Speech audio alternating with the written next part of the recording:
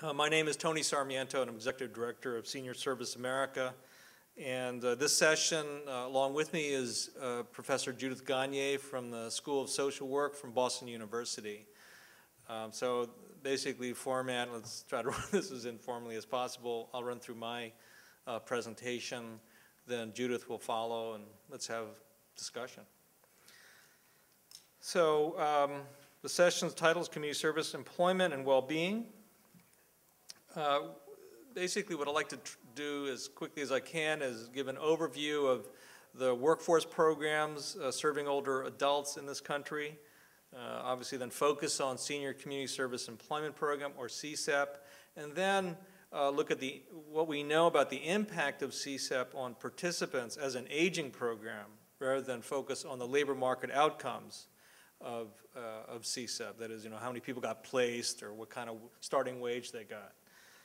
It's in my view, in fact, the bottom line of my presentation is to try to get more people to start paying attention to CSEP and how it affects the well-being of its participants.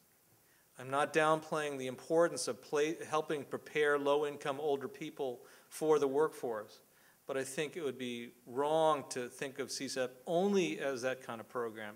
It is also an aging program, and that's why it's part of the Older Americans Act. So very quickly, when you think about what's happening in this country in terms of who is serving older workers, the major programs, and they're all under the Labor Department, is the Workforce Investment Act, which has all the series of one-stops through the state and local governments.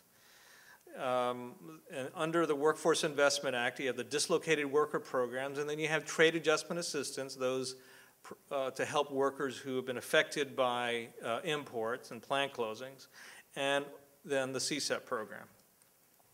Now, when you look at how many people are served, these are, just to give you a sense of the magnitude,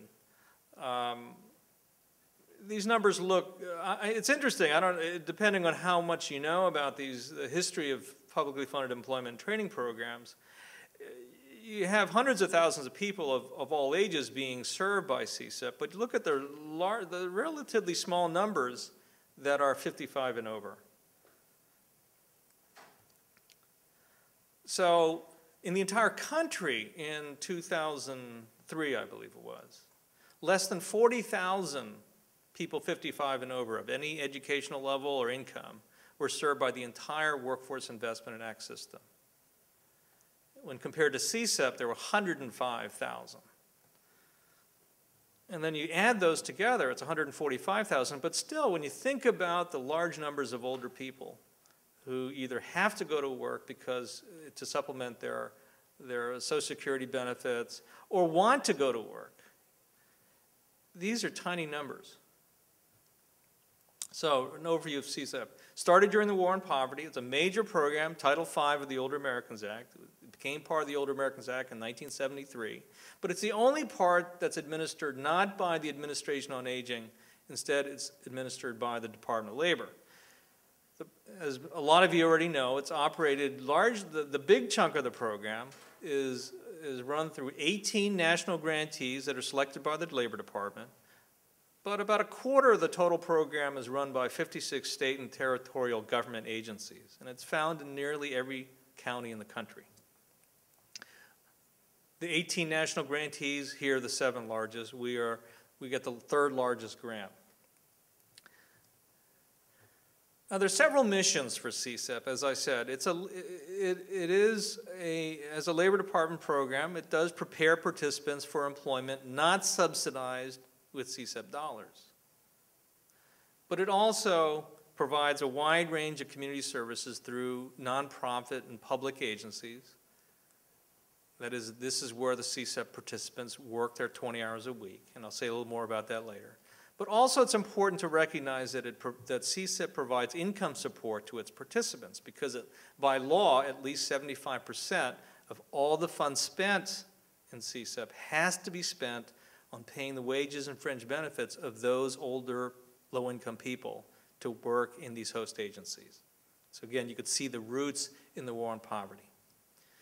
So what do the participants do? Well, like any other employment training program, they receive counseling once they've been determined eligible, and a little bit of training and case management and job search assistance, but the key thing here is they're paid 20 hours a week at the minimum wage to work in nonprofit or government agencies that serve the community. And that is what we are using, at least for the purposes of this session, as what we mean by community service employment. That is, it's paid community service employment of a fairly significant, 20 hours a week is a chunk of time. Now, to be eligible in the program, for the program, you have to be at least 55 years old. There's no upper age limit. Your total family income has to fall below 125% of the federal poverty guidelines. And so what is it now, Chris and Marta, roughly? Is anyone like 13,000 for a family of one? Yeah. Legally eligible to work in the United States, and you can't also, we aren't supposed to be creaming. We're supposed to help and involve those older people who can't get a job without our help. If you look at who's in the program, actually, the vast majority are women. 81% have a family income that's below the 100% of the poverty level. So this is really low. And almost half are minority. So the question is, what impact does CSEP have on its participants?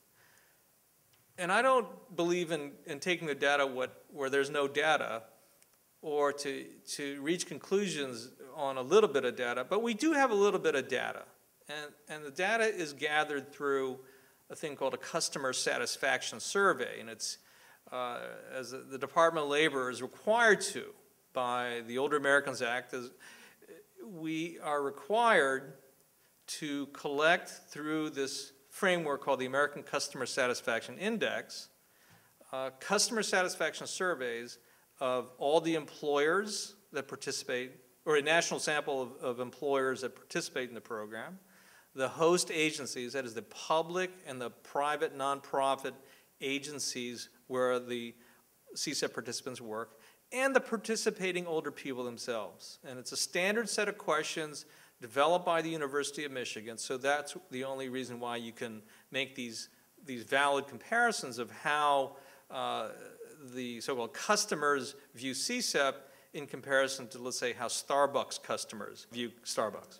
The Charter Oak Group is the firm that is responsible for collecting and analyzing these surveys, so it's a pretty good sample. I mean, 25,000.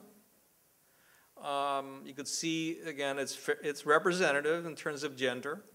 You could see the ethnicity, and also a little bit about the educational level. So again, if you look at that, not surprisingly, since there's this correlation of income and education, you got large numbers that do not have any education above high school.